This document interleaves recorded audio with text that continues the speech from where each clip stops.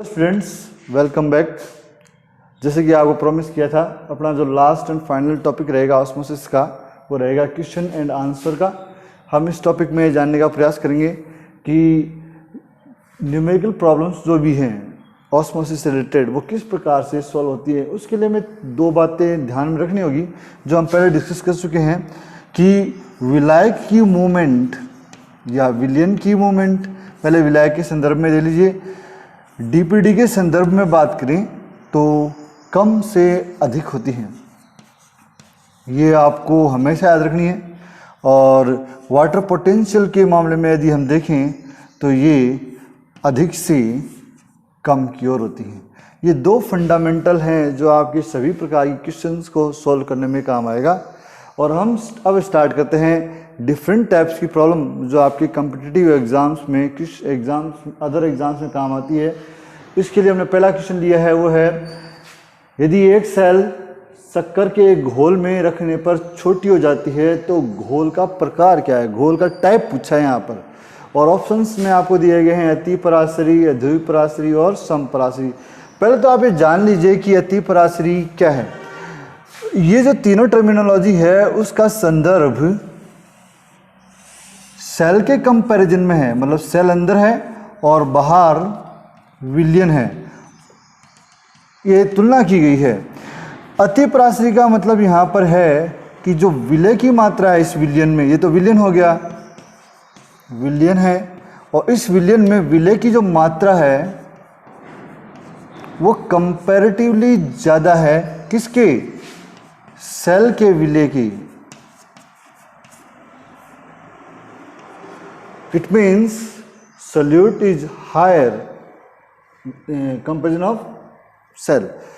इसका मतलब हो गया कि यहाँ पर सोल्यूट या विलय जो है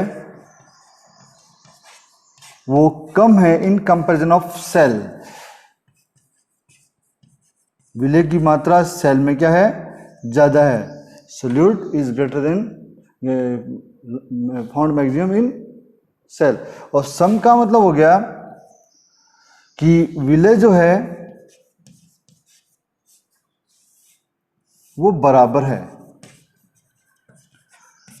हमारे पूर्व कॉन्सेप्ट में हमने देखा कि जो अगर बाहर गाढ़ापन है तो विलायक अंदर से बाहर की ओर आएगा। अतिपराशरी विलयन में यदि हम किसी सेल को रखते हैं तो सेल के अंदर विलायक की मात्रा ज़्यादा होगी बाहर की तुलना में, इसीलिए विलायक बाहर आ जाएगा। और जब विलायक बाहर आएगा यानी जल बाहर आएगा तो हम ये कह सकते हैं कि सेल पिचक जाएगी। तो यहाँ पर पहला आंसर हमारा हो जाता है ये, यहाँ पर ये और ये तीनों ही क्या हो जाएंगे, गलत। अब हम बात करें नेक्स्ट क्वेश्चन की। इस क्वेश्चन में आप देखिए हमें दिया गया है यदि सेल का साइन -10 बार है, बार प्रेशर की यूनिट है, वह उसका दाब विभव 5 बार है, तो जल विभव साइन W कितना होगा। चार ऑप्शन दे रखे हैं, लेकिन आपको सबसे पहले हमें फार्मूला पता होना चाहिए, वो है साइन W बराबर sign S plus sign P।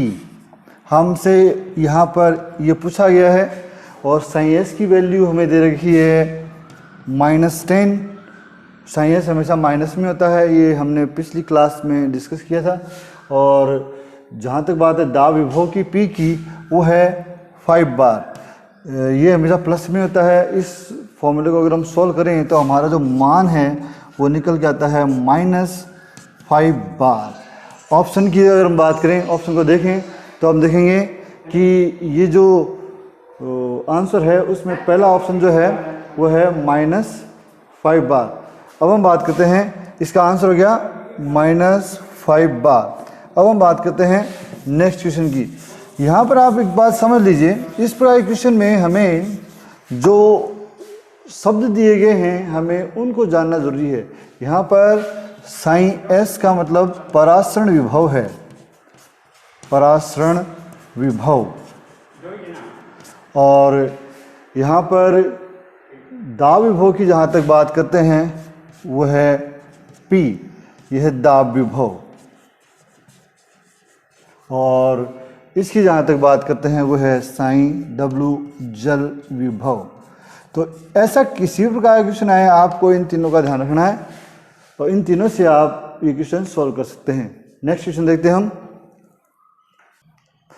Next question देखिए आप, जो कि अपने पहले क्वेश्चन के समान ही है। अगर सेल का एसपी सक्शन प्रेशर चूषण दाब यहाँ पर बेसिकली डीपीडी से संबंधित है। डीपीडी को ही हम सक्शन प्रेशर कहते हैं। 30 एटमॉस्फेयर है और पराशण दाब की जहाँ तक बात है वो 42 एटमॉस्फेयर है। तो हमें सेल का स्फीत दाब ज्ञात करना पड़ेगा। फॉर्मूला हमारे सामने, हमने पहले बात की कि अगर इस प्रकार का क्वेश्चन आए तो फॉर्मूला ये लगेगा डीपीडी बराबर ओपी माइनस टीपी। हमारे पास दो वैल्यू दे रखी है यहाँ पर। डीपीडी की वैल्यू जिसको हमें सक्शन प्रेशर कहा है उसकी वैल्यू है 30 और ओपी की वैल्यू जहाँ तक बात करें वो है 42 और माइनस टीपी, ये जो हमें ज्ञात करना है। अगर हम मैथमेटिकल फॉर्मूले का यूज़ कर रहे हैं तो हम देखते हैं कि 30 इसको ले जाएं इधर तो 42 equals to minus TP. Solve करेंगे तो ये आएगा हमारे पास -12 इक्वल्स टू माइनस टीपी। दोनों के चिन्ह को अगर हम यहाँ से क्रॉस कर देंगे तो हमारे पास टीपी का मान आ जाएगा 12 एटमॉस्फेयर। तो हम देखते हैं कि ये ऑप्शन कौन सा है। तो हमारा पहला ऑप्शन ही आंसर हो जाएगा। बिल्कुल सीधा सीधा है। यहाँ पर फॉर्मूले में वैल्यू पुट करें और चिन्हों को ध्यान से चेंज करें तो आंसर है 12 एटमॉस्फेयर। अब हम बात करें नेक्स्ट क्वेश्चन की। नेक्स्ट क्वेश्चन की बात करें तो हमें एक डायग्राम दिया गया है। इस डायग्राम में हमें वैल्यू दे रखी है ए बी सी सेल की। ए की जो वैल्यू है उसमें ओपी 50 है और टीपी 40, इसमें ओपी 40 और टीपी 20, इसमें ओपी 20 और टीपी 18। और ये बताना है कि मूवमेंट ऑफ वाटर किस ओर है या विलाय की गति किस ओर है। तो हमें अपना जो फॉर्मूला है वो दिमाग में होना चाहिए। पहली बात तो ये है कि हमें इन तीनों की जो डीपीडी है वो ज्ञात करनी चाहिए। तो डीपीडी का फॉर्मूला अभी हमने डिस्कस किया ओपी माइनस टीपी। इस फॉर्मूले में अगर सेल ए के लिए वैल्यू रखेंगे तो हमें मिल जाएगा ओपी 50 है और टीपी 40 है तो 10। तो यहाँ पर डीपीडी का जो मान है वो हो जाएगा 10। ठीक इसी प्रकार से इसी फॉर्मूले का यूज करके अगर हम बी सेल के डीपीडी की बात करते हैं तो इसका जो डीपीडी है वो हो जाएगा 20 और इस सेल की बात करते हैं तो डीपीडी का मान हो जाएगा 2। इन तीनों का इस फॉर्मूले से हमने अलग अलग मान निकाल लिए 10, 20 और 2।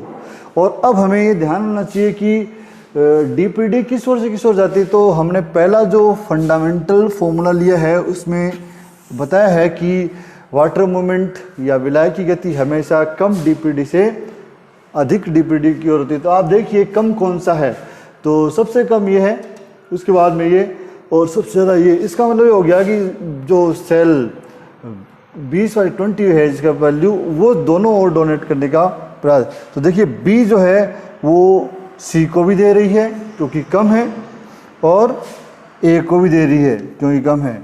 इसके अनुसार इसकी डीपीडी जो है वो मैक्सिमम है और ये मिनिमम की ओर जाता है। तो दोनों ओर ही इसके मिनिमम है। तो इसका आंसर हो जाएगा 4th D, B2A and B2C। बाकी तीनों ऑप्शन में ऐसा कुछ भी नहीं है, गलत। नेक्स्ट क्वेश्चन की बात करते हैं। अगले क्वेश्चन में हमें एक डायग्राम दिया गया है और डायग्राम में हमें दो बातें बताई है कि जो सोल्यूशन ए है उसका साइन W -9 बार है और दूसरे सोल्यूशन बी का जो वाटर पोटेंशियल है वो है -4। और यहाँ पे ये भी दिखाया गया है कि एटीपी एनर्जी के रूप में खर्च हो रही है और पूछा गया है परिवहन की दिशा, परिवहन विलयन और विलय के बारे में पूछा गया है। थोड़ा सा ये कंफ्यूज करने के लिए दिया गया है कि हम थोड़े से कंफ्यूज हो जाएं। यहाँ पर ऐसी कोई बात ही नहीं है, हमें एटीपी के बारे में डिस्कस करना ही नहीं है। हमें तो ये देखना है कि साइन W किस प्रकार से है। दूसरी अगर हम बात करें अतिपराश्री अल्पराश्री तो वो बात भी तब होती है जब हमें मीडियम के बारे में कोई इन्फॉर्मेशन दे रखी हो। तो हमारा आंसर पहले और दूसरे में से आना चाहिए। कैसे आएगा, तो हमने जो अपना की फॉर्मूला अपना रखा है उसको ध्यान से देखिए आप। साइन W की वैल्यू अधिक से कम की ओर मूवमेंट करती है। तो यहाँ पर हम देखेंगे अधिक कौन सा है, तो दोनों ही माइनस में है लेकिन ये -4 है और ये -9, तो ये ज़्यादा हुआ और ये कम, तो वाटर मूवमेंट जो होगी वो होगी B to A, आंसर हो जाएगा B। नेक्स्ट क्वेश्चन की बात करते हैं।